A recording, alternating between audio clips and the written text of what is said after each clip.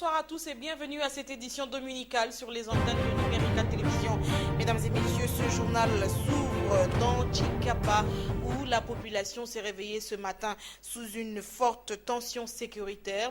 Les affrontements des FRDC et les miliciens du chef coutumier Kamoué Nsapou au Kasaï. Cet après-midi, la situation est sous contrôle de l'armée congolaise, a indiqué le vice-gouverneur que nous avons joint dans ce journal peu avant cette édition. À Chipakapa également, la société civile parle d'une vingtaine de morts. Information contredite par le vice-gouverneur que vous suivrez dans cette édition. Vous suivrez donc la réaction croisée. En sport, l'ASV Club vient de battre le FC Renaissance du Congo. Score du match 2-1. Merci de suivre cette édition qui reçoit comme invité Michel Eboma Ablavi. Il est avocat, en même temps l'un des conseillers au collège juridique, conseiller du président de l'UDPS, Étienne Tshisekedi Mulumba. Maître Ablavi, bonsoir. Bonsoir madame. Merci de répondre à notre invitation. Dimanche de sport, vous aimez le foot? Oui, naturellement. Je soutiens l'une des équipes qui a joué cet après-midi. L'équipe perdante? Je crois que la meilleure équipe pour ce dimanche a gagné. Retour au calme cet après-midi à Chikapa, capitale du Kasaï, après la psychose qui a caractérisé la ville ce dimanche dans la matinée. À l'origine, les affrontements des FRDC et les miliciens du chef traditionnel Kamoué Nsapou, selon le vice-gouverneur joint. D'abord, selon un journaliste qui a requis l'anonymat que nous avons joint un peu avant cette édition, il faut compter plus ou moins une vingtaine des morts. Et pour l'instant à Chikapa, alors que nous présentons ce journal, chacun est campé dans sa maison. La police entame la patrouille. On écoute. Oui, madame, ce que l'on peut vous dire, c'est qu'il y a eu des affrontements terribles. C'était à partir de 22 heures. C'était un peu dans la périphérie de la ville. Mais quelques heures après, les affrontements se sont beaucoup plus intensifiés juste à un pont, le pont Kasaï, qui sépare les deux communes, Bumba et Mabondo, du centre-ville. Et très tôt ce matin-ci, le conflit ou même le champ de bataille s'est transporté jusqu'au centre-ville de Chikapa. Et pour l'heure, il n'est pas facile d'établir un bilan dans la mesure où presque tout le monde reste terré à la maison. La circulation n'est pas observée et c'est la peur qui caractérise toute la population. Et il y a un retentissement des balles depuis 22 heures d'hier jusqu'aux environs de 17 heures ce soir. Il y a toujours des balles qui sont en train de crépiter et personne n'a le courage de pouvoir sortir pour observer. Néanmoins, à partir de points où l'on s'est positionné, on regarde et on remarque qu'il y a plusieurs corps qui sont en train d'être transportés, ce qui fait dire qu'il y aurait plusieurs dizaines de personnes ayant trouvé la mort. Bon, il y a une milice d'un chef coutumier, le chef Kamoué Nsapou, et contre cette milice, c'est l'armée régulière de la République démocratique du Congo. Les raisons exactes, ou plutôt les motifs exacts pour lesquels cette milice est en train de se battre contre le gouvernement ne sont pas très bien définis. Le conflit a commencé il y a presque 3 mois dans la province du Kasaï central, dans le territoire de Dibaya, autour de la ville de Kananga, et il s'est transporté un peu jusque dans le Kasaï oriental, autour de Kabeya Kamwanga et aux portes même de la ville de Mbushmaï. Et maintenant, depuis 4-5 jours, c'est ici dans la province du Kasaï, jusqu'en plein centre-ville de Chikapa. Les revendications claires de cette milice ne sont pas très bien connues. Une chose est vraie, c'est qu'au mois d'août, à l'éclatement des conflits au Kasaï central, les autorités provinciales avaient annoncé avoir abattu le chef en question. Et la reprise des hostilités, d'après les membres de la milice, lorsque le conflit s'est déroulé au Kasaï central, avait pour revendication majeure que le corps de leur chef que les autorités ont annoncé avoir tué puisse leur être remis afin qu'il procède à son inhumation en respectant la tradition. Ça, c'est ce qu'il disait là-bas au Kasaï central. Mais ici au Kasaï, jusque-là, on ne connaît pas exactement ce qu'ils avancent comme raison pour lesquelles ils s'en prennent à l'armée gouvernementale. Joint également au téléphone, le vice-gouverneur du Kasaï renseigne que la situation est maintenant revenue à la normale. C'est le calme finalement qui règne dans Chikapa. Mais Hubert Ndingo, vous là, que nous avons joint au téléphone, rassure, les photos qui circulent dans les réseaux sociaux ne sont pas authentiques. Et s'agissant du bilan de morts, le gouverneur n'a pas voulu donner de précision à ce sujet. Je vous propose de l'écouter. La situation est calme depuis 11 heures. Il n'y a plus rien. La situation est sous contrôle de la police nationale. Donc, les manifestants ont été contrés depuis 11 heures là. Et puis, il n'y a plus rien. Donc, c'est seulement la patrouille de la police pour éviter qu'il y ait encore des situations qui peuvent répondre. Mais tout ce qu'on est en train de balancer sur le net là, ce n'est pas la situation de Chikapa. Donc les Congolais, moi je n'arrive pas à comprendre.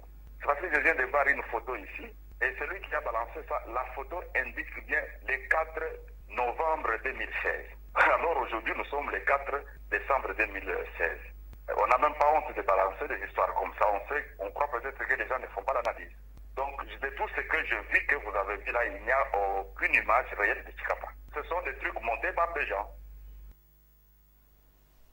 Retour à Kinshasa, la conférence épiscopale nationale du Congo a échangé samedi dernier avec les différentes organisations de la société civile. Après la rencontre, la délégation de la société civile a fait une déclaration. Les membres appellent les acteurs politiques à privilégier l'intérêt supérieur de la nation. Ils ont salué les avancées enregistrées par la SENCO dans sa mission des bons offices. Jean-Yves Kamalé, Alain Zongola. Après échange et débat, tenons à fixer l'opinion tant nationale qu'internationale, ce qui suit.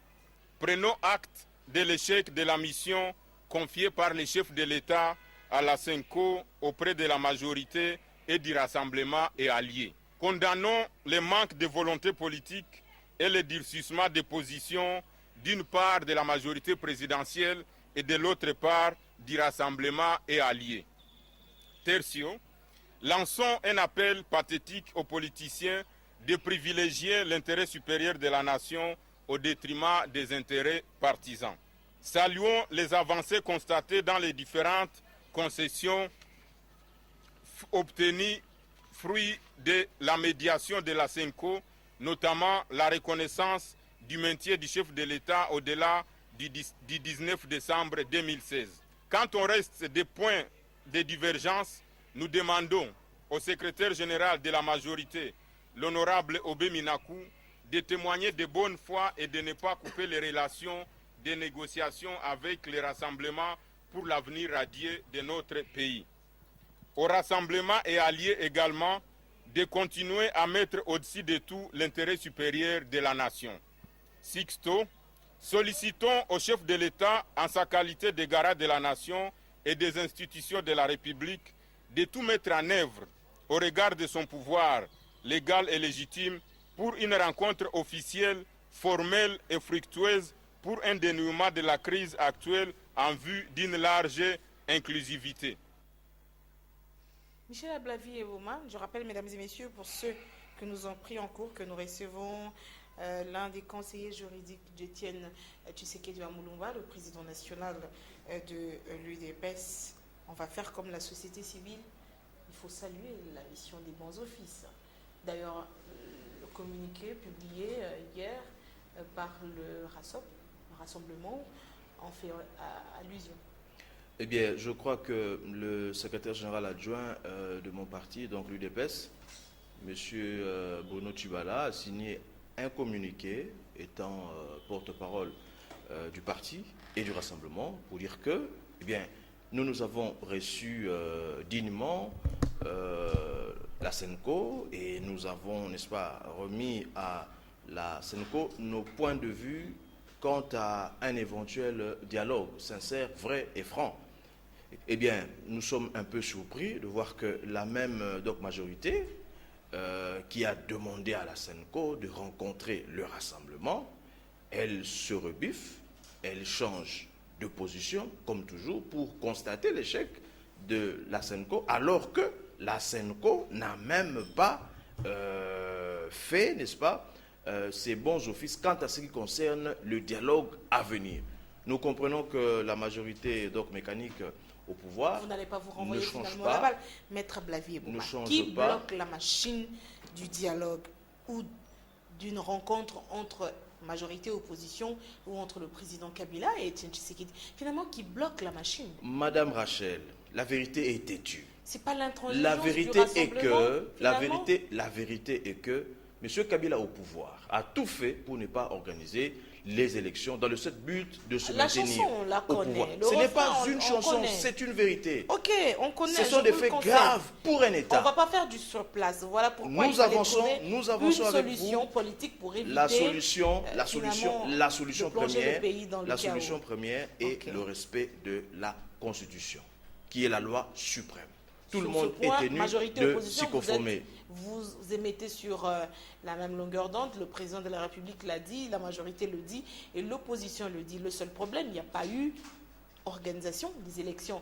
Et on fait quoi? Voilà où il faut trouver des solutions. Finalement, le dialogue a été convoqué. L'UDPS, avec lequel ce parti, la majorité a négocié en premier, s'est finalement rétracté pour participer à ce dialogue. Le dialogue s'est tenu avec à la clé un accord politique signé, mais pour plus d'inclusivité, parce qu'il fallait l'inclusivité, et donc il fallait des discussions. La SENCO a accepté de faire cette mission des bons offices. Si ça ne marche pas, à qui revient la responsabilité? Est-ce que ce n'est pas l'intransigeance du rassemblement et peut-être de l'UDPS, votre parti? Mais je crois que Madame Rachel, lorsque nous parlons de l'avenir d'un pays avec plus de 70 millions d'habitants, je suis très sérieux avec ça. Ici, il s'agit de la vie des Congolais. On ne blague pas avec ça. Lorsque vous dites que la majorité respecte la Constitution et en même temps, vous confirmez qu'il n'y a pas eu organisation des élections. N'est-ce pas là la violation? N'est-ce pas là la violation de la Constitution? Qui a violé la Constitution? C'est une violation intentionnelle. Ok, La mais même il faut- loi fondamentale a Dans ce réprimé cas, ce dans- fait-là et dans a ce cas- consacré la haute trahison. Dans ce cas, il va falloir Dans ce cas, évoluer. nous l'avons déjà On dit. évolue comment? Nous sommes les premiers à avoir appelé un dialogue sincère et franc. Ok. Eh bien, nous avons été surpris que le facilitateur désigné par donc des mécanismes que nous connaissons tous, nous avons dit qu'à cela ne tienne, nous irons dialoguer. Eh bien, lorsque dans un dialogue, le problème c'est M. Kabila et sa majorité. M. Kabila et sa majorité veulent nous imposer un glissement et nous entraîner là-dedans. Nous disons non. Nous devons nous mettre sur table. Les points que nous avons inscrits à l'ordre du jour sont clairs. Le respect de la Constitution, l'organisation des élections libres, transparentes et démocratiques, la recomposition du Conseil supérieur de l'audiovisuel, de la Cour constitutionnelle, de la CENI. Voilà les points sur lesquels l'UDPS et le Rassemblement sont prêts à débattre. Mais nous comprenons que la majorité en face a peur. Madame Rachel, Pourquoi? Madame Rachel, je vais vous dire, je vais crever l'abcès. Nous avons été avec la majorité à Vénus, à Ibiza. Nous savons ce que la majorité veut. La majorité veut que M. Kabila se maintienne au pouvoir et obtienne un mandat ad vitam, un mandat à vie. L'UDPS ne peut pas cautionner ça. Par quel mécanisme? Madame Parce que Rachel, vous savez, vous êtes avocat. Madame La Rachel, Constitution le nous avons Mais plus de Maître 32 ans Maître de Ablavi, combat démocratique. C'est pour ça. Alors c'est Ce n'est l'UDPS, pas aujourd'hui. C'est le rassemblement qui ne veut pas aller au dialogue. Ce n'est pas. Et c'est le rassemblement qui bloque finalement l'aboutissement des missions. Vous des êtes bons offices journaliste, de la SENCO. vous êtes journaliste dans vos éditions. Vous avez fait passer la déclaration de la majorité qui a constaté de manière abusive l'échec de la SENCO. Mais la SENCO Ça veut a dire échoué en faisant quoi? Mais- C'est une manière Mais de quel vous est- dire que parce cette que majorité n'est pas prête Il y à a eu- négocier avec il y a eu- l'UDPS. Il y a eu un accord politique signé après le dialogue. Cet accord politique ne vous arrange pas. Il fallait finalement faire en sorte de pouvoir élaguer ces divergences. Quelles sont aujourd'hui, à ce jour, les divergences qui existent encore entre vous et cet accord politique signé, parce que le président de la République a dit l'accord est perfectible. C'est sur base de ça, c'est un document de travail. Et c'est sur base de ça que vous allez négocier. Le mérite qui fait que vous ne puissiez pas vous accorder. Si vous me laissez le temps de parler, je vais vous répondre. Le mérite de l'action de la SENCO est que la SENCO a bien dégagé les deux forces en présence. Il s'agit du camp de ceux qui ont été au camp Tchatch et le rassemblement. Ça, c'est d'abord la première victoire. C'est de constater la bipolarisation de la vie politique. Eh bien, les points sur lesquels nous voulons débattre, qu'adviendra-t-il du sort de M. Kabila après le 19? Et fixé par la Constitution. La Constitution est claire. Nous sommes en face, madame, d'une Constitution rigide qui dit dans son article 220 le nombre et la durée du mandat du président de la République ne peuvent faire l'objet d'aucune révision. Ça, ce sont des articles verrouillés. Personne ne peut les déverrouiller. Eh bien, le deuxième élément, l'organisation des élections proprement dites, les présidentielles, les législatives, et puis la restructuration de la CENI. Vous savez que la CENI a pris aux mains des candidats aux élections provinciales en juillet 2015 une grosse somme, des millions de dollars. Qu'est-ce que la CENI a fait avec cette somme-là? Nous, à l'UDPS, nous avons envoyé des candidats et nous avons payé la caution de tous nos candidats en termes de milliers de dollars.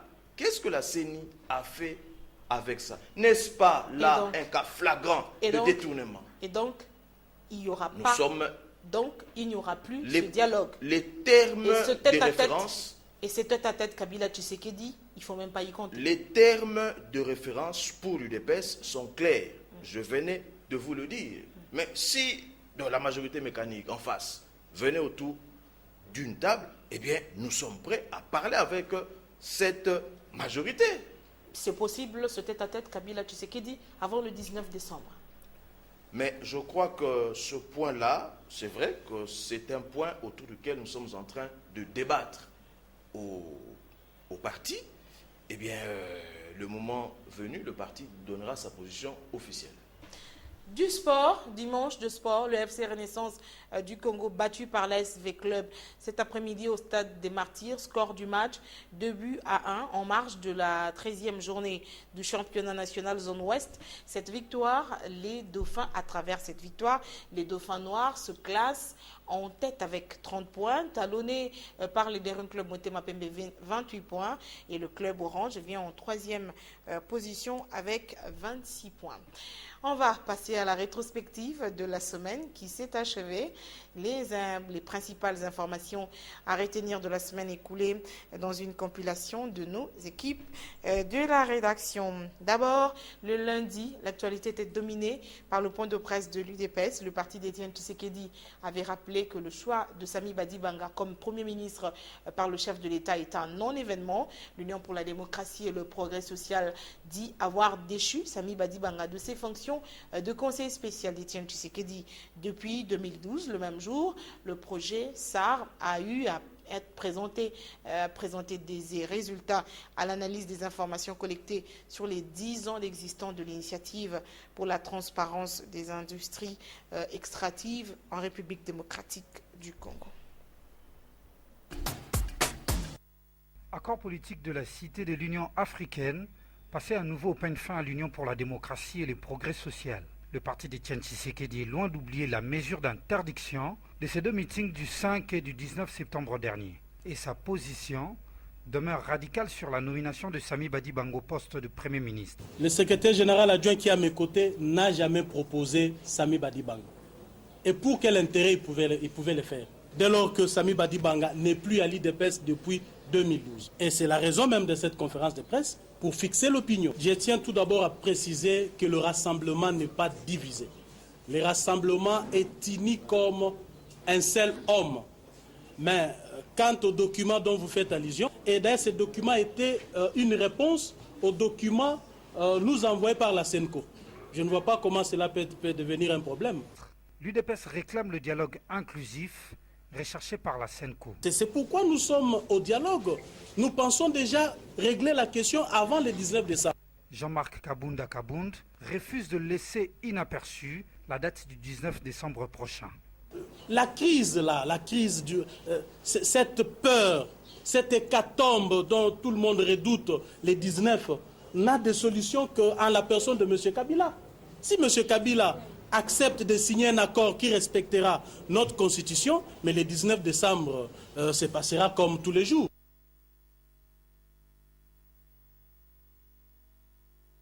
Maître Ablavi et Boma, Samy Badibanga, c'est un document, on est tombé sur un document finalement du parti où il est destitué de ses fonctions, mais pas exclu du parti. Est-ce que vous avez un document qui atteste que finalement il a été exclu du parti de l'UDPS? Madame, ce que je vais vous dire en réponse à cette question, évidemment, je vais laisser les copies dans votre rédaction. J'ai été nommé conseiller juridique de M. Etienne Tshisekedi en octobre 2010, pendant qu'il se trouvait en convalescence en Belgique. Eh bien, il revient au pays le 8 décembre 2010. Le 10 janvier 2011, il restructure le cabinet dans lequel j'étais. J'ai été confirmé conseiller juridique.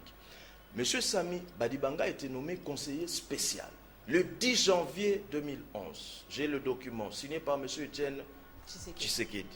Eh bien, nous avons entamé l'année 2011 jusqu'aux élections. Ils seront proclamés comme élus sur la liste du parti. Il y a eu une décision du parti, selon l'article 19 de nos statuts, qui dit que, donc l'article dit que c'est le président du parti qui donne la ligne politique du parti. Eh bien, la ligne est élevée que les députés élus sur la liste du parti ne siègent pas. Eh bien, eux sont venus rencontrer le président pour dire qu'eux vont aller siéger malgré le mot d'ordre du parti. Là, vous tombez sous le coup des articles qui répriment l'auto-exclusion. Ils se sont trouvés dans les conditions de l'auto-exclusion. Alors, dans ce cas, c'est le secrétaire général qui réunit les secrétaires nationaux pour prendre la décision de constatation d'auto-exclusion. Alors, ils sont exclus. Dans cette décision-là, okay. Vous voulez avoir la vérité. C'est pour l'histoire. Dans cette décision-là, il est stipulé que les 35 qui ont décidé de siéger sont radiés du fichier des membres de l'UDPS. Là, nous sommes le 4 avril 2012. J'étais au cabinet du président Etienne Tshisekedi. Puisque nous avons entendu que le groupe parlementaire, donc UDPS, se portait devant les ambassades au nom de l'UDPS. Le président a pris une décision, in putu personne le concernant, c'est-à-dire M. Samy Badibanga, le 12 janvier 2012, et l'a déchu de ses fonctions de conseiller spécial. Okay. Les documents sont là, je vous laisse des copies. Il est déchu. Voilà. L'accord politique signé ne parle pas d'un premier ministre qui sera issu de l'UDPS ou du Rassemblement, mais plutôt d'un opposant ayant pris part au dialogue. Samy Badibanga a pris part au dialogue et donc le Rassemblement n'a qu'à s'incliner derrière la décision du président de la République. Mais là, vous nous emmenez sur un terrain dans lequel donc, nous ne sommes pas. Si vous Ceux qui sont allés au camp Tchatch, à la causerie morale, ne nous concerne pas. La SENCO vous a dit que nous sommes en présence de deux camps. Si vous négociez, avec Joseph Kabila, puisque vous proposez le régime spécial, ce régime spécial sera quoi? Pratiquement, qu'est-ce que ça va représenter? C'est le pays, c'est la gestion consensuelle du pays. Ne soyez pas effrayés. Il faut vous partager finalement ne soyez pas effrayés les postes, créer des postes de vice-présidence. C'est ça, les journalistes. Allez-y. Ne soyez pas effrayés par le groupe de mots régime spécial. Ça veut dire quoi? En doctrine politique, de la science politique, voulais-je dire, les régimes politiques connus, classiques, sont à trois. Régime présidentiel, semi-présidentiel et parlementaire. Lorsqu'on dit régime spécial, c'est un mode de gestion de l'État lorsque nous sortons des cadres, du cadre constitutionnel. Dans le cas qui nous intéresse, le régime spécial, c'est violer la Constitution. Le régime spécial veut dire l'ensemble des textes juridiques, des principes de droit et de normes qui doivent régir les institutions politiques dont les animateurs ont un mandat électif à partir de la fin de leur mandat jusqu'à l'organisation des nouveaux animateurs des dites institutions. Cela n'implique Ce pas, n'est que ça. Cela n'implique pas finalement une révision de la Constitution Non, ou un madame. changement de la Constitution, Non, madame. parce que Non, c'est en madame. violation de la Constitution. La Et la Constitution Constitution n'a pas actuelle- prévu le cas de régime spécial. Eh bien, vous dites bien, la Constitution actuelle n'a pas prévu le cas où le président en exercice arrive fin mandat et que l'élection de son successeur n'a pas été Mais il faite. reste en Nous fonction. sommes là devant un vide juridique. Mais un Non, président madame, qui reste en il ne fonction reste jusqu'à pas. l'installation Non, non, non, du non. président Ne élu. dites pas ça. Du nouveau Je président élu. reproche aux journalistes de fragiliser la Constitution. C'est la loi des lois. C'est la forme. C'est ça qui tient le pays. La Constitution est claire. Le président en fonction, le président en exercice reste en fonction jusqu'à l'installation effective du président élu. C'est le cas de ce qui vient de se passer aux États-Unis d'Amérique. Mardi Obama dernier, est là, je vais vous retrouver. trompez-la. Mardi dernier, le Premier ministre a échangé avec la SENCO dans le cadre de la formation de son équipe. Autre sujet, la Ligue des jeunes du PPRD lancé la campagne Tous pour des élections apaisées. Campagne qui vise à sensibiliser le jeune sur la nécessité de la préservation de la paix, a dit Patrick Nkanga, le président de la Ligue des jeunes. Première sortie médiatique de la nouvelle équipe de la Ligue des jeunes du PPRD. Et pour cette première sortie, l'équipe Patrick Nkanga affichée complet. La jeunesse du parti présidentiel s'en va en guerre contre toute manipulation des jeunes Congolais. Vu le boucan, vu l'intoxication qui est en train de... terrain, même si c'est à un pourcentage très réduit, on s'est dit qu'il ne faut pas laisser libre cours à une intoxication sur des matières pour lesquelles nous avons des arguments solides, cohérents, juridiques et même constitutionnels. Pour y parvenir, la Ligue des jeunes lance la campagne Tous pour des élections apaisées. Ce que nous lançons aujourd'hui, il est tout simple. Tous pour les élections apaisées. C'est simplement que dans notre constitution que nous avons aujourd'hui, on ne peut accéder au pouvoir que par les élections. Il n'y a pas d'autre alternative. Et nous voulons que ces élections, non pas seulement qu'elles se fassent, mais qu'elles se fassent de manière apaisée. Donc, le lendemain, après que les élections soient faites, chacun va à ses occupations librement et dans l'accalmie. Ce n'est pas ce que nous avons connu en 2006, ce n'est pas ce que nous avons connu en 2011, et nous voulons que ce soit le cas pour les prochaines élections. Voilà pourquoi nous disons tous pour les élections apaisées. Les vrais cartons rouges et jaunes sont détenus par le peuple, a dit Patrick Nkanga. Le vrai carton jaune que les jeunes aujourd'hui disposent, c'est un secteur dont chacun va se munir à l'issue de l'enrôlement initié par la CENI. Il y a aussi un carton rouge. Le carton rouge, c'est le bulletin. C'est le bulletin que nous allons disposer lors du vote. Parce que ce n'est que grâce au bulletin du vote qu'on sanctionne les acteurs politiques. Et nous estimons que nous aurons une sanction positive de la population parce que nous avons un programme qui est défendable. Le président de la Ligue de jeunes du PPRD invite la jeunesse congolaise à ne pas céder à toute proposition insurrectionnelle.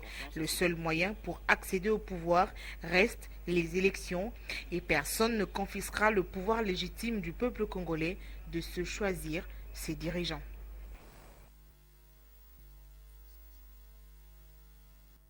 Le président de la SENCO a estimé que le Premier ministre nommé est un acteur majeur dont les analyses et la contribution comptent pour atteindre l'objectif qui est celui de la SENCO, du peuple congolais, de voir tout le monde ensemble autour d'un idéal pour le bien-être du peuple congolais. Les évêques sont des hommes pas. En ce moment, nous croyons que c'est encore possible d'arriver à un accord inclusif. Il a encouragé la SENCO à aller de l'avant. Il tient aussi à ce que les Congolais se retrouvent ensemble autour des questions fondamentales du pays. La loi portant reddition des comptes du budget exercice 2015 a été adoptée mercredi dernier à la Chambre basse du Parlement. Les faiblesses constatées dans la chaîne des recettes publiques et des dépassements des crédits non régularisés des crédits budgétaires ont été énumérés. Des élus nationaux ont exigé au gouvernement les efforts pour améliorer cette situation. Le même mercredi, le Conseil patriotique et progressiste chrétien a adhéré à l'accord politique du 18 octobre dernier.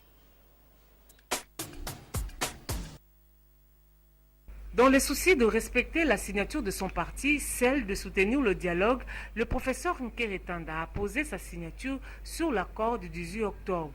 Autre raison avancée, le respect du mot d'ordre de la majorité présidentielle. Dans le respect de ces orientations, nous nous sommes présentés ici pour signer l'accord de l'OIA et réaffirmer justement notre attachement à cette vision que nous considérons comme la voie de sortie de notre pays de cette crise de tension qui nous hante depuis un bon bout de temps. Après la signature de l'accord, quelle est alors la suite? Précision du président du Conseil patriotique et progressiste chrétien. Concrètement, après avoir signé les accords de l'OIA, nous nous attendons à la mise en application de ces accords. Alors, la mise en application va impliquer la participation de toutes les composantes qui ont signé ces accords. Nous osons croire qu'on va respecter les modus operandi tels que proclamés par les accords. Pour le bon fonctionnement de la majorité présidentielle, le professeur Nkeretanda prône l'unité au sein de la plateforme. Il est évident qu'à ce moment où on est en train d'organiser les animateurs, nous n'avons pas été consultés, ça c'est un fait, mais nous sommes toujours animés de l'espoir et du sens, n'est-ce pas, de l'union et de la tranquillité et de la cohésion au sein de la famille qui anime notre secrétaire général, l'honorable Obeminaku Djalanjoku, ainsi que notre autorité morale. Notre parti, les conseils patriotiques et progressistes et chrétiens, signataires de la charte de la présidentielle, est engagé à 100% à apporter tout soutien, à faire tous les efforts possibles pour nous assurer que le gouvernement de Samy Badibanga est par rapport à la mission qui lui est établie, qui lui est allouée, qui est mission, l'organisation des élections dans notre pays. Jeudi, on a célébré le 1er décembre la journée mondiale de lutte contre le sida. Une journée de réflexion et de mobilisation pour des actions d'information, de prévention, mais aussi de sensibilisation à mener en vue d'un monde sans sida. À cette occasion, le collectif des ONG de lutte contre le sida et en partenariat avec Médecins sans frontières a organisé un flash mob. Il s'agit de la dénonciation de la loi 8/011 du 11 juillet 2008 qui interdit le dépistage des mineurs sans le consentement de leurs parents.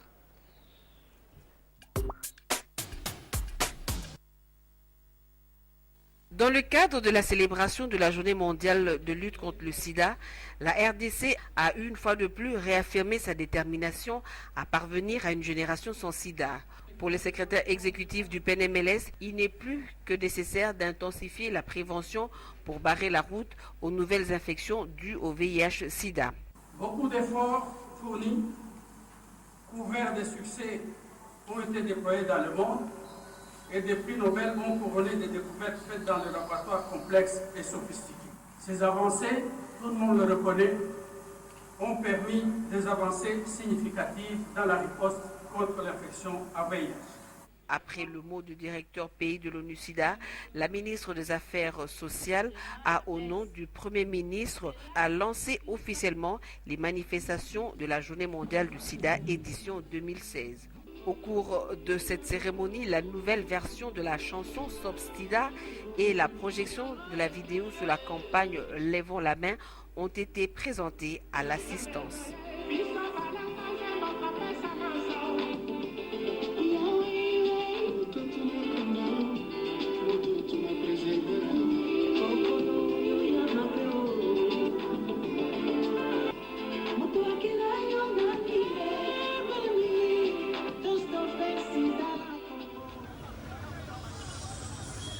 Pour le NOAC, l'UCOPLUS et le RACOJ, la loi 08/011 du 14 juillet 2008 portant protection des droits des PVV et PVIH, principalement en ses articles 37 et 39, constitue une barrière évidente à la prévention et à la prise en charge des malades.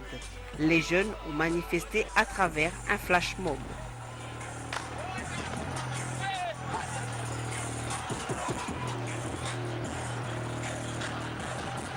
Vous savez, actuellement, les adolescents, avec les différents rapports, ils sont sexuellement actifs déjà à partir de 14 ans. Et deux fois, ils sont hypocrites, ne savent pas dire tout à leurs parents. Mais pour aider ces derniers à connaître leur état sérologique, il faut leur permettre de se faire dépister. Cette frange de la population, essentiellement les jeunes, qui ont une vie sexuellement active, nous avons aussi besoin qu'ils accèdent, puisque le principe dit aussitôt que vous êtes dépisté, aussitôt vous êtes mis sous traitement et vous avez une durée de vie aussi longue parce que vous avez été pris en charge normalement.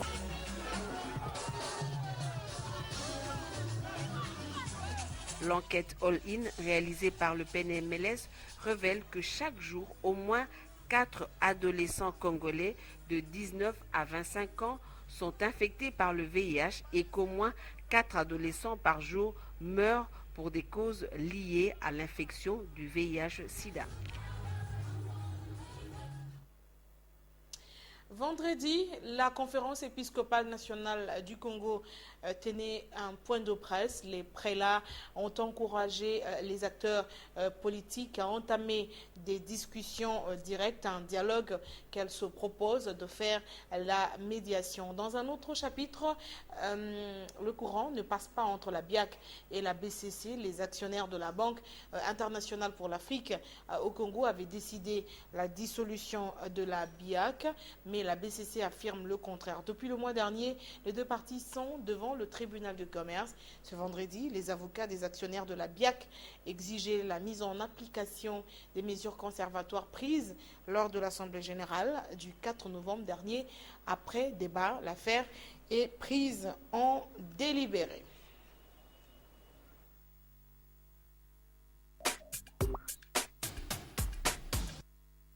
La conférence épiscopale nationale du Congo n'a pas échoué dans sa mission de médiation. Au contraire, elle a réussi à rapprocher les points de vue des uns et des autres pour une sortie de crise pacifique. Après avoir déblayé le terrain, et c'est un grand travail que les évêques ont fait, donc là, il ne faut pas négliger cet aspect des choses. Vous comprendrez que ce n'est pas un aveu d'échec parce que réussir à rapprocher le point de vue avant le fait de se mettre sur une table, c'est un pas de géant. Vous devez féliciter les évêques pour ça. Si vous regardez les documents du rassemblement, vous verrez la grande évolution qui a été faite. Et c'est le travail des évêques. Maintenant, les évêques disent, OK, nous avons fini notre travail de déblayer le terrain. Maintenant est arrivé le moment où l'on doit se retrouver autour d'une table pour échanger sur ce qui reste à faire. Alors, si jamais, je ne dis pas que c'est le cas, une des parties ne se présentait pas, à quoi est-ce que les évêques auraient échoué? Est-ce qu'il reviendrait aux évêques d'aller chercher une armée pour prendre tel ou tel? Si c'est ça l'échec, je vous le concède. L'heure est grave, dit la Senko. L'abbé Donatien Chollet précise que les prélats ont entrepris une mission prophétique et non politique. Les évêques parlent d'éviter que le pays sombre à une situation incontrôlable. Il ne s'agit pas de faire ici la prophétie de catastrophe, mais en absence d'un accord, tout peut arriver. Et nous savons ce qui peut arriver. Donc c'est une incertitude qui peut nous amener dans tous les sens. Et les pasteurs, que sont les évêques, ne peuvent pas voir le pays être exposé à une telle situation. Pour la Senco, les discussions directes entre acteurs doivent se tenir dans un format réduit et un compromis politique est possible si les parties prenantes s'y engagent et font preuve de bonne volonté. Après la Senco, c'est la majorité présidentielle finalement qui s'est exprimée dans une déclaration. La MP a noté l'échec de la mission des bons offices des princes de l'Église catholique. Je vous propose de suivre ce reportage.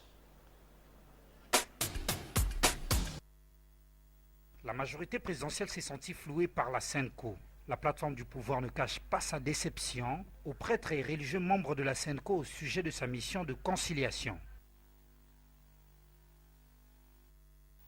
Senco, relevant de points de convergence et de divergence entre, d'une part, les consensus contenus dans l'accord politique du 18 octobre 2016 et d'autre part, les forces politiques et sociales non signataires du dit accord, saluant l'initiative du président de la République qui, en sa qualité de garant du bon fonctionnement des institutions, a, conformément aux dispositions de l'article 24 de l'accord politique, chargé la Senco d'une mission de bons offices auprès des forces politiques et sociales de l'opposition non signataire de l'accord politique, prenant acte de l'échec de la mission de la Senco du fait des contradictions flagrantes au sein des forces politiques et sociales non signataires de l'accord politique et certaines de leurs exigences attentatoires à l'esprit et à la lettre de la Constitution de la République. La majorité présidentielle suppose que toutes les voies ont été utilisées pour une sortie de crise en RDC. L'histoire retiendra tout sur la volonté et la réticence des uns et des autres. Regrettons le temps ainsi inutilement perdu, qui a énervé le calendrier politique convenu par les parties prenantes au dialogue politique national inclusif pour la préparation d'un processus électoral fiable et apaisé. 1. Déclarons nous en tenir aux dispositions de l'accord politique du 18 octobre 2006. 2. Invitons le président de la République et les autres institutions compétentes ainsi que le facilitateur du dialogue politique à poursuivre la mise en œuvre du dit accord. 3. Recommandons aux dites institutions de prendre appui sur l'article 24 de l'accord politique pour faire droit aux préoccupations pertinentes des parties non signataires du dit accord, telles qu'elles ressortent du communiqué de la Senco de ce vendredi 2 décembre 2016. La MP espère que la RDC s'en sortira du malaise politique de l'heure. Maître Ablavi et Bouma, on va terminer ce journal avec vous. Si la majorité présidentielle finalement reconnaît l'échec de la Senco, pour vous, ça veut dire quoi? Ça veut dire tout simplement que cela permet à la communauté tant nationale qu'internationale de constater la mauvaise foi de la majorité mécanique. Mais je vais vous dire une chose.